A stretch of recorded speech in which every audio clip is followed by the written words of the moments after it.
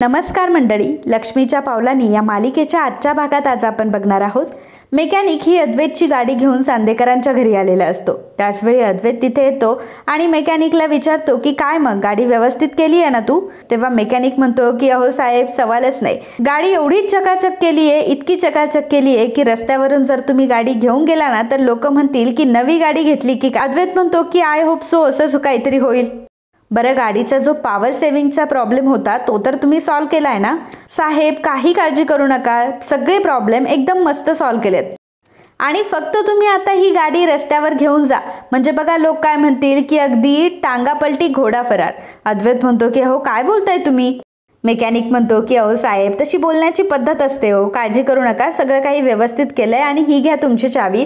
असं म्हणून मेकॅनिक अद्वैतच्या हातामध्ये चावी देतो. अद्वैत म्हणतो की काम तर तुम्ही परफेक्ट केलंय असे म्हणताय, परंतु मागच्या वेळीसारखा काही गोंधळ तर नाही घातलाय ना. मेकॅनिक म्हणतो की अहो नाही हो साहेब, त्यावेळी जरा गोंधळ झाला होता, कारण माणूस नवीन होता त्यावेळी आणि त्याला या सगळ्या गोष्टी माहीत नव्हत्या. परंतु आता तुम्ही काळजी करू नका, आता गाडी व्यवस्थित करून आणली आहे. आता फक्त तुम्ही रस्त्यावर गाडी काढा, बघा गाडी कशी झपझप चालते ते. अद्वैत म्हणतो की बरं, आता तुम्ही एवढं म्हणताय म्हणजे कदाचित तुम्ही चांगलीच केली असेल. बरं, तुमचं पेमेंट मी ऑनलाईन करेल, या आता तुम्ही. मग आता मेकॅनिक तिथून निघून जातो आणि अद्वैतही घरात येतो. तर इकडे कला ही चहा पीत बसलेली असते आणि सोबतच अनिताला किराणा काय आणायचं आहे याची लिस्ट सुद्धा सांगत असते. अनिताला ती सांगत असते की तेल घे, ड्रायफ्रुट्स घे, सगळं अनिता लिहून घेत असते. आणि मग अचानक कलाच्या लक्षात येतं की आजोबांना गोळ्या दिल्याय की नाही सकाळी. मग अनिताला ती म्हणते की अगं, तू आजोबांना सकाळी गोळ्या दिल्यात का. अनिता म्हणते की नाही दिल्या. कला म्हणते की थांब थांब थांब, हे सगळं काम राहू दे, तू पहिल्यांदा जा आणि आबांना गोळ्या देऊ नये. मग अनिता लगेचच आता आबांच्या रूममध्ये निघून जाते. मग अद्वैत तिथे येतो. अद्वैत बघतो की अनिता तिथे नाहीये आणि मग तो कलाला म्हणतो की खरे, मला 1 कप कॉफी हवे, बनवून देशील का. मग कला त्याला म्हणते की ठीक आहे, देते. आता कला तिच्या हातातलं काम सोडते आणि अद्वैतसाठी कॉफी बनवायला किचनमध्ये जाते. परंतु अद्वैत विचार करतो की मी हिला कशाला सांगितली कॉफी बनवायला. आता हिने जर कॉफी बनवली तर मला माहिती आहे माझ्यासाठी कडूच कॉफी बनवणार आणि जर मी कडू कॉफी पिलो तर माझा सगळा दिवस खराब जाणार. मला माहिती आहे ना, हिला माझा दिवस चांगला जाऊच द्यायचा नाहीये, हिला माझ्या दिवसाची सुरुवातच खराब करायची आहे. मग कलाला तो म्हणतो की नाही नाही नाही, नको नको नको बनवूस तू कॉफी, नको, मला कॉफी राहू देत. कला म्हणते की काय बोलतोस काय तू, मध्येच म्हणतोय की मला कॉफी हवी आहे, कॉफी बनवून दे, आणि मध्येच म्हणतो की आता मला कॉफी नकोय, काय चाललंय काय तुझं नक्की.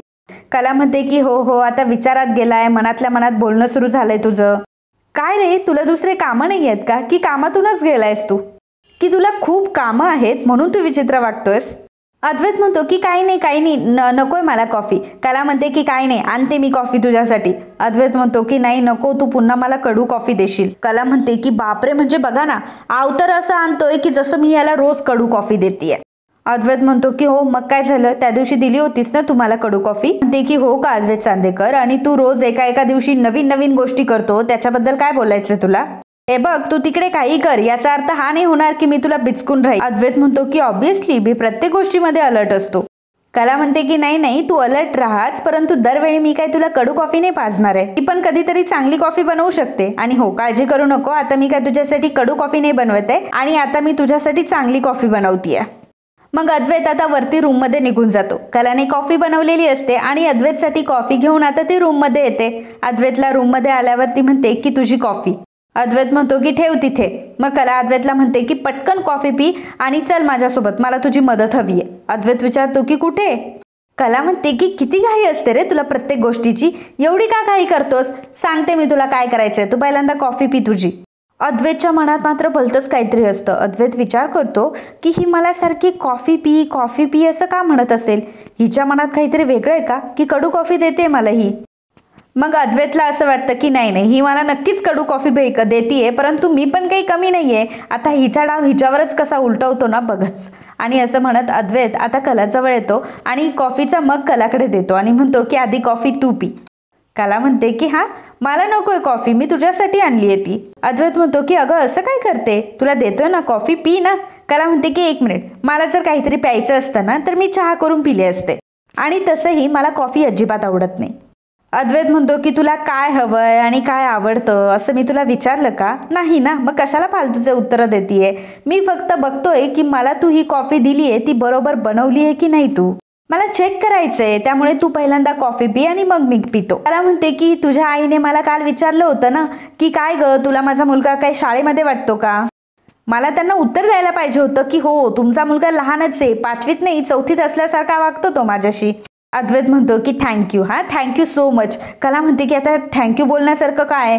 अद्वैत म्हणतो की नाही, म्हणजे पहिल्यांदा ना तू मला 3रीमध्ये नेलं होतंस, असं म्हणत होती की तू 3रीत आहे, आता निदान तू मला 4थीत तरी नेलंय. तुझा प्रोग्रेस चांगला आहे, त्याच्यामुळे मी तुला थँक्यू म्हणतोय की निदान तू मला 4थीत तरी आणलंयस. कला अद्वैतला म्हणते की अद्वैत प्लीज मला इरिटेट करू नकोस, प्लीज तू तुझी कॉफी पिऊन घे बरं. अद्वैत म्हणतो की हेच मला जाणून घ्यायचं आहे. मला सारखी सारखी म्हणते कॉफी पी कॉफी पी, मला नक्की या कॉफीमध्ये काय आहे ना आता ते बघायचंच आहे. मला तर नाही वाटत बाबा की तू कॉफी व्यवस्थित बनवली आहे, काहीतरी कॉफीमध्ये गडबड आहे आणि ती गडबड तूच केली आहे, त्यामुळे आता जेव्हा तू कॉफी पिशील ना तेव्हा मी पिणार. कलाला माहीत असतं की आता हा अद्वैत बोर करणार आणि जोपर्यंत मी कॉफी पित नाही तोपर्यंत काय माझा पिछा सोडणार नाही आणि याचे प्रश्नही संपणार नाही आणि मला इरिटेट करणं सुद्धा हा थांबवणार नाही. त्यामुळे कला आता कॉफीचा मग घेते आणि कॉफीची एक सिप घेते आणि म्हणते की घे कॉफी, काही कडू वगैरे नाहीये, चांगली बनवली आहे, घे पटपट पिऊन, असं म्हणत अद्वैतच्या हातामध्ये ते कॉफीचा मग देते.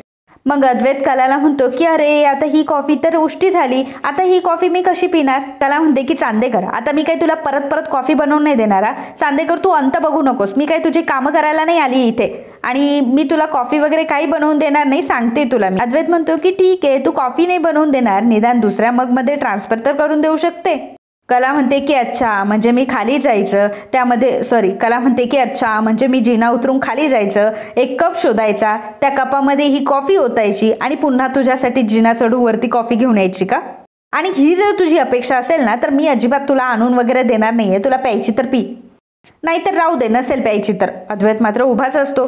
कला म्हणते की काय पिणार आहेस की नाही कॉफी? अद्वैत म्हणतो की नाही पिणार. कला म्हणते की हो, एकतर इतक्या मेहनतीने कॉफी बनवायची आणि मग नंतर तू मी पिणार नाही असं सांगायचं, मग सांगितलंच कशाला मला कॉफी बनवायला? आता इथून पुढे ना तुझी तू कॉफी करायची, मला अजिबात सांगायचं नाही. परंतु कलाला असं वाटत असतो की कॉफी वाया जाईल, त्यामुळे अद्वैतला पुन्हा म्हणते की चल पी बरं कॉफी. अद्वैत तरीही नाही म्हणत असतो. कला म्हणते की अरे अद्वैत काय चाललंय तुझं, आता कॉफीचं काय करणार आहे मी? अद्वैत म्हणतो की काही कर, मला काय करायचंय त्याचं, आय डोंट केअर. कला अद्वैतला म्हणते की काय आहे ना चांदेकर, तुमच्याकडे हे वाया घालवणं वगैरे चालत असेल आणि तुम्हाला ते परवडतही असेल, परंतु मी ज्या परिस्थितीतून आले ना तिथे मला असं वाया घालवणं किंवा फेकून देणं मला तरी नाही परवडत. चल पी बरं लवकर. तरी सुद्धा अद्वैत म्हणत असतो की नाही मी नाही पिणार आहे. कला म्हणते की ठीक आहे, नाही पिणार आहे ना तू. मग कला आता बेडवर बसते आणि स्वतः कॉफी पिऊ लागते. हळूहळू पुटपुटत असते की कमाल ह्या चांदेकरांची, कॉफी पिला नाही, सोन्याचा चमचा घेऊन आलाय ना तोंडात. ह्याला मात्र कशाचीच किंमत नाही, पैशांचीही किंमत नाहीये आणि मिळालेल्या गोष्टींचीही किंमत नाहीये. आणि मग अद्वैतला धडा शिकवण्यासाठी कलाला एक आयडिया भेटते आणि आयडिया सुचल्यामुळे कला खूप खुश होते.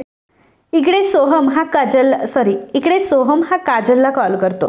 तेव्हा काजल सोहमला म्हणते की हा बोल ना. तेव्हा सोहम म्हणतो की अरे काय झाले तुला आज, काय रे मित्रा कसा आहेस, बरा आहेस का, हे विचारण्याऐवजी बोल असं का म्हटलीस?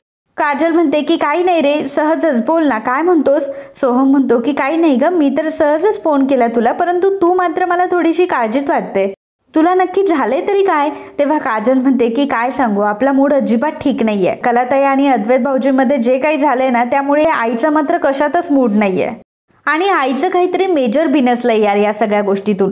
एवढंच काय तर तिने स्वतःच्या अंगावर रॉकेल ओतून आत्महत्या करण्याचा प्रयत्न केला. ही गोष्ट ऐकून सोहमला तर मोठा धक्का बसतो. सोहम म्हणतो की अगं काजल काय बोलतीयस तू, आणि हे सर्व झालं तरी कधी? त्याच वेळी काजल काही सांगणार तर संगीताने तिला आवाज दिलेला असतो. त्यामुळे काजल त्याला सांगते की हे बघ मी तुला नंतर कॉल करते आणि तसंही मी आता घरी आहे, त्यामुळे मी या विषयावर नाही बोलू शकत, प्लीज आपण या विषयावर नंतर बोलूयात, आता मी फोन ठेवते, असं म्हणून काजल फोन ठेवून देते. इकडे कला ही अद्वैतला म्हणत असते की अरे चांदेकर चल ना माझ्यासोबत, अरे मला खूप महत्वाचं सामान आणायचंय प्लीज. अद्वैत म्हणतो की सामान आणायचंय ना, मग आण तुझं तू, मी कशाला येऊ तिकडे? तर कला म्हणते की अरे खूप पिशव्या आहेत, खूप सामान येते, मला एकटीला कसं काय आणता येणार आहे बरं? हे बघ एवढ्या पिशव्या घेऊन माझे हात दुखतात आणि मार्केटपासून घरापर्यंत चालत येणं काही शक्य नाहीये, एकतर घरापर्यंत रिक्षा सुद्धा येत नाही. अद्वैत म्हणतो की हो पण मग मी काय यायचं तुझ्यासोबत, तुझं काम आहे कसंही पूर्ण कर. कला म्हणते की अच्छा तू जेवतोस ना घरामध्ये, आणि तू काय आपण सगळेच जेवतो की नाही घरामध्ये? पक्वान्न तर जेवायला हवे असतात ना तुम्हाला, अन्न बनवण्यासाठी काही साहित्य हवं असतं आणि तसंही तुझे जेवणाचे तर किती डिमांड्स असतात की तुला हे खायचंय, ते खायचंय, अमकं खायचं, तमकं खायचं. आणि मग ते सगळं बनवण्यासाठी एक यादी द्यावी लागते, त्याप्रमाणे सामान आणावं लागतं. त्यामध्ये तुझे ओट्स वगैरे पण असतात. मग काय ते मी एकटीने आणायचेत? आता एक म्हणजे तुला मी या घरामध्ये नकोय, एक तर मी या घरामध्ये का आहे, एक म्हणजे तुला मी या घरामध्ये नकोय, एक तर मी या घरामध्ये का आहे, मी कशाला राहते, या सगळ्या गोष्टींचे तुला फार प्रश्न पडतात. पण या गोष्टीचा विचार तुझ्या डोक्यामध्ये कधीच येणार नाही की मी तुझ्या घरच्यांसाठी काय काय करते. बरं ठीक आहे, मी तुझ्या घरच्यांसाठी तुझ्यासाठी काहीतरी करतीये, तुझ्या घरच्यांसाठी जेवण बनवतीये, म्हणून निदान तू माझ्यासोबत येऊ शकतो की नाही. आणि अरे चांदेकर, तू जर गाडी घेऊन आलास तर पिशव्या मी गाडीमध्ये टाकू शकते आणि सोबतच लवकर सुद्धा घरी येऊ शकतो ना आपण. आणि तसंही तू घरच्यांसमोर चांगलं वागण्याचा प्रयत्न करतोय ना माझ्यासोबत, तेवढाच तुला एक चान्सही भेटेल की तू माझ्यासाठी काहीतरी चांगलं करतोय, माझा विचार करतोय. मी तुला एवढं चांगलं समजून सांगते, परंतु तू मात्र आपले रंगच बदलतोयस. अद्वैत कलाला म्हणतो की काय ग, किती नाटकं करशील, महिन्याभराचं सामान आणायचं, फक्त महिन्याभराचं बोलायला नाही लावलंय तुला. कला म्हणते की अरे चांदेकर, असं कसं काय, तुला समजवणं म्हणजे साधी गोष्ट वाटते तुला. अद्वैत म्हणतो की नाही नाही, अजिबात नाही, कारण मला सगळ्या गोष्टी ह्या चांगल्या समजूनच सांगाव्या लागतात, कारण प्रत्येक गोष्टीमध्ये मी माझं प्रोफेशन मेंटेन करतो. आणि काय ग, तू तुझा निर्णय मला सांगून मोकळी झाली की तू माझ्यासोबत चल म्हणून, आणि मला तू विचारलं का की का रे अद्वैत, तू फ्री आहेस का. कला अद्वैतला म्हणते की हे बघ चांदेकर, प्लीज माझ्याशी वाद घालू नको, मला माझी कामं ही पटापट करायची आहे, त्यामुळे तू प्लीज माझ्यासोबत चल बरं. तर तू माझ्यासोबत येतोयस की नाही की मी आबांना सांगू. अद्वैत म्हणतो की वा वा वा, तुझ्याकडं ना तर एक शस्त्रच भेटले तुला, की काही झालं ना आबांना नाव सांगू. एवढंच येतं का ग तुला, काही झालं तरी तुला हे शस्त्र उगारायचं असतं का. कला म्हणते की हो, आहे माझ्याकडे हे शस्त्र, आणि आपल्याकडे कुठलं धारदार शस्त्र आहे हे आपल्याला माहीतच असलं पाहिजे ना, आणि तसं तर आपल्याला जगताच येणार नाही ना शस्त्राशिवाय. अद्वैत म्हणतो की हो हो, कळलं तुला की तू किती स्वावलंबी आहेस ते, लगेचच तुझे शस्त्र उगारू नकोस. कला म्हणते की हो, आहेच मी स्वाभिमानी. अद्वैत म्हणतो की मग एवढं वाटतंय तर स्वतःची मदत स्वतः कर ना, माझी कशाला मदत घेतीये. कला म्हणते की अद्वैत, मला गाडी येत नाही, तुला गाडी येते ना.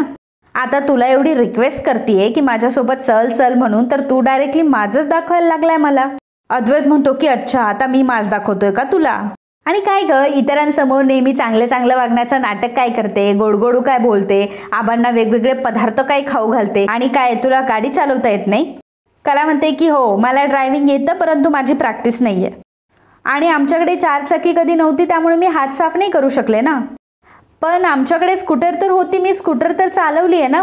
अद्वैत म्हणतो की अगं राहू दे ग, तू त वरून तू ताकभात ओळखते, च वरून तुला चांदेकर ओळखता येतात.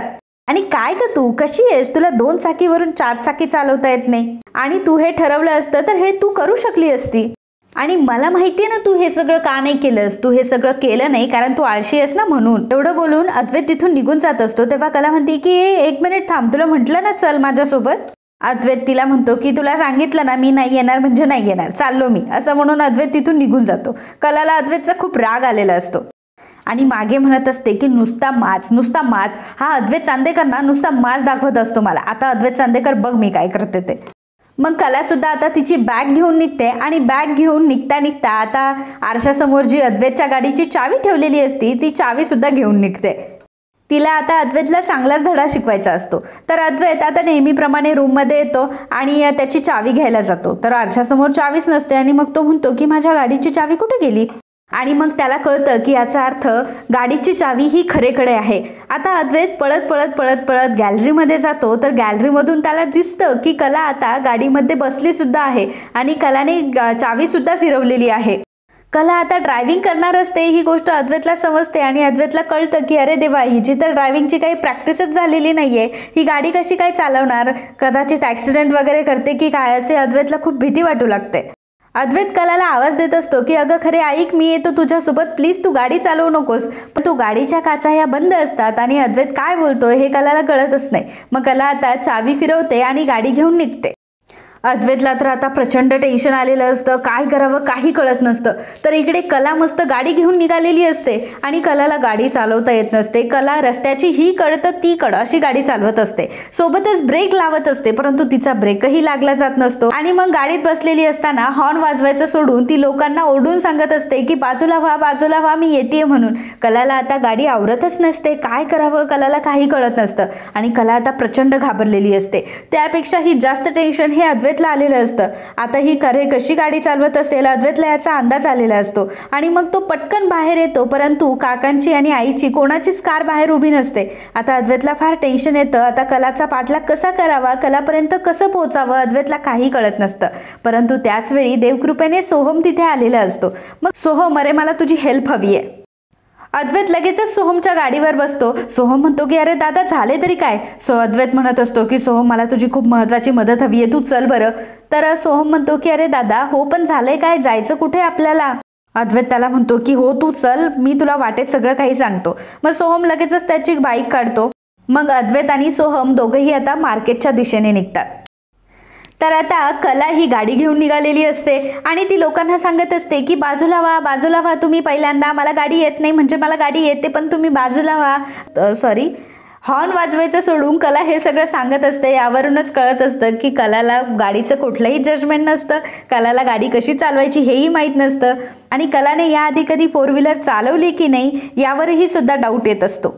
कला लोकांना सांगत असते की तुम्ही बाजूला व्हा, बाजूला व्हा, परंतु नेमका एक बाईकवाला आता कलाच्या गाडीसमोरून येत असतो आणि अगदी मधोमध रस्त्याच्या तो चाललेला असतो. आता कला ही चाललेली असते आणि कलाला ब्रेकच लागत नसतो, परंतु कला ब्रेक लावण्याचा प्रयत्न करत असते आणि आता तो माणूस 4 व्हीलरच्या दिशेने येत असतो आणि दोघांची आता टक्कर होणार असते. तर तो माणूस आता त्याच्या बाईकचा ब्रेक दाबतो आणि त्यावेळी देवकृपेने मात्र कलाच्या 4 व्हीलरचा आता ब्रेक दाबला गेलेला असतो आणि 4 व्हीलर थांबते. परंतु त्या माणसाला 4 व्हीलरची थोडीशी टक्कर झालेली असते, परंतु त्या माणसाच्या बाईकला 4 व्हीलरची थोडीशी टक्कर होते आणि तो माणूस बाईक घेऊन खाली पडतो.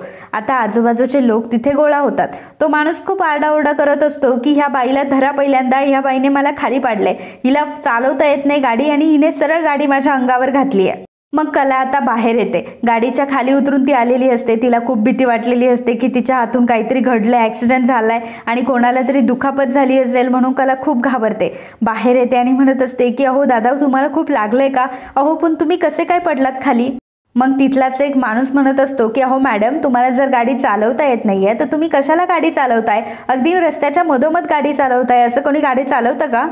आणि रस्त्यावर गाडी चालवताय ना, मग तुम्हाला कळत नाही का गाडी कशी चालवायला पाहिजे ते. कुठून येतात लोक काही कळत नाही, लायसन आहे का तुमच्याकडे. तर ज्या माणसाला लागलेलं असतं तो म्हणत असतो की नाही हो तुम्हाला सांगतो, ही अशी माणसं आहे ना दुसऱ्याचा जीव घेण्याचं लायसनच घेऊन आलेले असतात. कला म्हणते की नाही हो दादा असं खरंच काही नाहीये. कला म्हणते की नाही हो दादा खरंच असं काही नाहीये, माझ्याकडनं चुकून झालं. तेव्हा ते दादा म्हणत असतात की अहो तुम्हाला कळतंय का मला किती दुखापत झाली आहे आणि सोबतच माझी ही सगळी भाजी सुद्धा सांडली आहे. कला त्या दादांना म्हणत असते की अहो दादा परंतु माझ्या गाडीने तुम्हाला धक्काही नाही मारला, वेळेतच मी थांबले होते. अहो असं झालं ना की मी वेळेत ब्रेक मारला आणि तुम्हाला खाली पडायला एकच टाइम झाला. अहो खरंच माझ्या गाडीमुळे तुम्ही नाही गेलाय, तुम्ही नाही खाली पडलाय, तुमचा तोल वगैरे गेलाय का की तुम्हाला चक्कर वगैरे आली आहे. त्यावर ते दादा म्हणत असतात की अहो मला लागलंय तुम्हाला हे कळत नाही का आणि तुम्हीच मला गाडीने उडवलंय. मला काही कळतच नाही ह्या श्रीमंत लोकांचा नक्की काय प्रॉब्लेम असतो. तुमच्यासारखी श्रीमंत लोक ना ऐकायलाच तयार नसतात. तुम्ही लोकांना उडवण्याचं नुसतं लायसनच घेऊन आलेत. आता इतकी वर्ष मी गाडी चालवतोय परंतु माझा कधी ॲक्सिडेंट झाला नाही आणि तुमच्याच गाडीने बरा माझा ॲक्सिडेंट झाला. काय मी आज गाडी चालवतोय का रस्त्यावरून. कला म्हणते की अहो दादा पण तुम्हाला तर लागलं पण नाहीये. तर ते दादा म्हणत असतात की काही सांगू नका तुम्ही तर काय श्रीमंत घरची ना. खरं तर कलाच्या 4 व्हीलरमध्ये आणि त्या माणसाच्या बाईकमध्ये थोडासा गॅप हा असतोच, कारण कलाची गाडी त्या बाईकला धडकलेली अजिबात नसते, तो माणूस स्वतःहून पडलेला असतो. आणि तो माणूस कलाला म्हणत असतो की जर तुम्हाला गाडी चालवताच येत नाहीये तर तुम्ही चालवता तरी कशाला, वाहतुकीचे नियम तुम्हाला माहीत नाहीये का. अहो तुम्हाला नियम माहीत करून तरी घ्यायची काय गरज आहे. मी म्हणतो तुमच्या खिशामध्ये पैसे आहेत, वाहतुकीचे नियम तुम्हाला माहीत नाही आणि डोक्यात काय, डोक्यात तर नुसता माझच भरलाय. मग या सगळ्या गोष्टी तुमच्याकडे असताना तुम्हाला गाडी येते किंवा नाही येते याची तरी काय गरज. कला म्हणते की अहो दादा काय बोलताय तुम्ही, अहो मी सुद्धा इथे भाजी घ्यायलाच आली आहे आणि मी काही श्रीमंत घरची वगैरे नाहीये आणि ही गाडीही माझी नाहीये. आणि खरं सांगू का मी माझ्या रस्त्याने अगदी बरोबर चालले होते परंतु तुम्हीच गाडी समोर आणली. आता तुम्हीच गाडी समोर आणली, तुम्ही रस्त्याच्या मधोमध चालले होते आणि अचानक ब्रेक मारला तुम्ही गाडी समोर आणि तुम्ही खाली पडला. त्यात माझी काही चूक आहे. मी तुम्हाला सांगते मी बघितलं होतं की माझ्या गाडीची टक्कर तुम्हाला अजिबात झाली नाहीये. त्यामुळे प्लीज तुम्ही मला वाहतुकीचे नियम वगैरे नका सांगू. त्यावर दादा म्हणतात की मी माझ्या रस्त्याने बरोबरच येत होतो आणि तुम्हाला माहीत नाही का हा रस्ता मोठ्या गाड्यांसाठी बंद आहे म्हणून. रस्ता बंद असताना तरी सुद्धा तुम्ही रस्त्यामध्ये 4 चाकी घातली, हे वाहतुकीचे नियम तुम्ही मोडले ना. आणि काय हो, तुम्ही श्रीमंत नाहीये असं म्हणताना मग एवढी मोठी तुम्ही श्रीमंत नाहीये असं म्हणताना मग एवढी मोठी गाडी घेऊन तुम्ही भाजी घ्यायला येता का? कला म्हणते की हे बघा दादा, प्लीज तुम्ही मुद्दा सोडून दुसरीकडे भरकटू नका.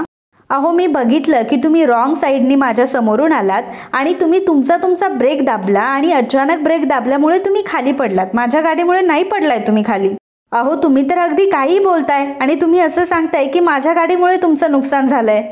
हे बघा, असं काही झालेलं नाहीये. प्लीज तुम्ही माझ्यावर वाटेल ते आरोप करू नका हा. आणि ही गाडी माझी नाहीये, मला स्वतः श्रीमंत लोकांचा राग आहे. अहो, माझ्या काकांचा सुद्धा सेम असाच ॲक्सिडेंट झाला होता. एका श्रीमंत माणसाने त्याला उडवलं होतं. त्यामुळे मी तुम्हाला असं उडवणं अजिबात शक्य नाहीये. बरं, ते सगळं जाऊ द्या, मला दाखवा तुम्हाला कुठे लागलंय, आपण हॉस्पिटलमध्ये जाऊयात. त्यावर ते दादा म्हणतात की चला आता फुकटची सहानुभूती नका दाखवा आम्हाला. जर तुम्हाला खरंच आमच्याबद्दल सहानुभूती वाटत असती ना तर तुम्ही आम्हाला गाडीने धडकच दिली नसती. कला म्हणते की अहो, मी तुम्हाला तेच सांगते की मी तुम्हाला धडक दिलेलीच नाहीये. तर तिथे असणारी एक बाई म्हणत असते की हल्ली हे प्रकरण खूपच वाढत चाललंय. सरळ अंगावर गाडी घालतात आणि निघून जातात. त्यावर दुसरी बाई म्हणते की अहो, एवढं सोडा, श्रीमंत घरच्या मुलांना गरीब लोकांना गाडीने उडवण्यात खूप मज्जा आहे म्हणे. यांना तर लोकांच्या जीवाशी खेळणं म्हणजे फक्त टाइमपासच वाटतो. कला म्हणते की नाही हो, तुमचा काहीतरी गैरसमज होतो. तर तिथे असणारी एक मुलगी कलाच्या साईडने बोलत असते आणि म्हणत असते की अहो, ती म्हणते ना की तिच्या काकांचा सुद्धा असा ॲक्सिडेंट झाला होता, तिलाही गरीब लोकांबद्दल सहानुभूती वाटते, मग ती असं का करेल. मग दुसरी बाई त्या मुलीला म्हणते की काय नाही हो, ही अशीच असतात श्रीमंत माणसं. नुसतं तोंडावर फक्त साधेपणा दाखवायचा, परंतु 1 नंबरची बेडकी असतात. काहीतरी कारणं सांगायची, सहानुभूती कमवायची आणि व्हायचं पसार. मग कला म्हणते की नाही हो ताई, खरंच तुमचा काहीतरी गैरसमज होतोय. तर तो दादा म्हणत असतो की ताई, तुम्ही अगदी बरोबर बोलताय, आता माझं सामान कोण भरून देणार आहे.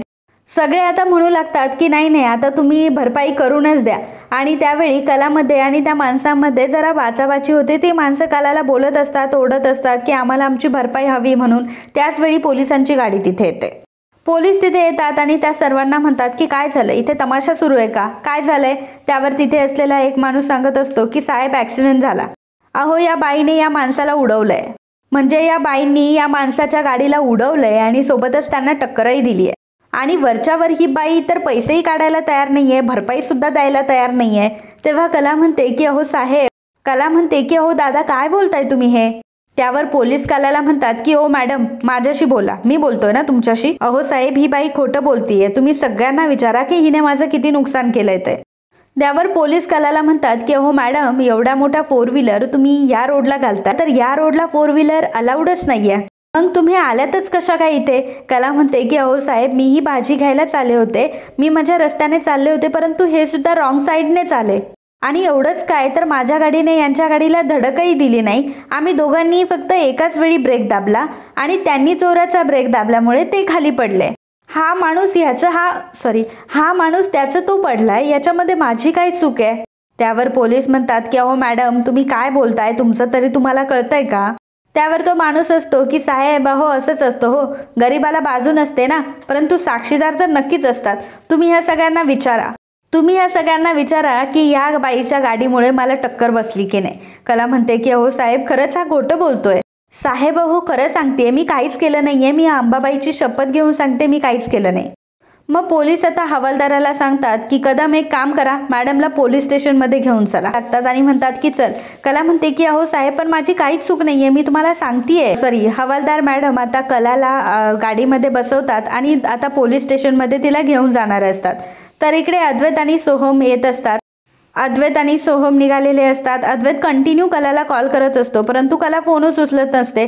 तर अद्वैत म्हणत असतो की अजून किती ट्राय करायचा ह्या बाईला फोन.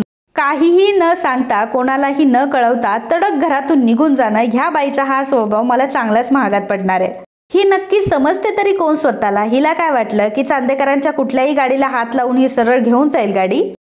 कला अजून त्यांना भेटलेली नसते. अद्वैत आणि सोहमला आता खूप टेन्शन आलेलं असतं. आणि मित्रांनो, आजचा हा भाग इथेच संपतो. पुढील भागात आपल्याला बघायला मिळणार आहे अद्वैत हा पोलीस स्टेशनमध्ये आलेला असतो. कला तिथेच बसलेली असते. तर पोलीस अद्वैतला सांगतात की ह्या मॅडमला गाडी चालवता येत नाही आणि यांनी एक गाडी ठोकली आहे. तर अद्वैत खूप चिडतो आणि कलावर ओरडत असतो आणि कलाला म्हणत असतो की तुला जर गाडी चालवताच येत नाहीये तर तू का गाडी चालवलीस. तर पोलीस स्टेशनमध्येच त्यांचे भांडणं सुरू होतात. कला अद्वैतला म्हणते की मी तुला म्हटले होते ना माझ्यासोबत चल म्हणून. अद्वैत तिला म्हणतो की मला काय कामं नाही आहेत का माझे. कला म्हणते की हो ना, मग माझं काय चुकलंय, मी सुद्धा गाडी घेऊनच आली ना तुझी. तर तुला माझ्यासाठी टाइम नव्हता, माझ्यासोबत तुला भाजी मंडईत यायचं नव्हतं, याच्यात माझी काही चूक आहे. आणि मग मला वाटलं मला सामान आणायचं होतं, मी गाडी घेऊन निघाले. कला आणि अद्वैत दोघंही आता पोलीस स्टेशनमध्ये सुद्धा सुरू होतात आणि पोलीस स्टेशनमध्ये सुद्धा भांडत असतात.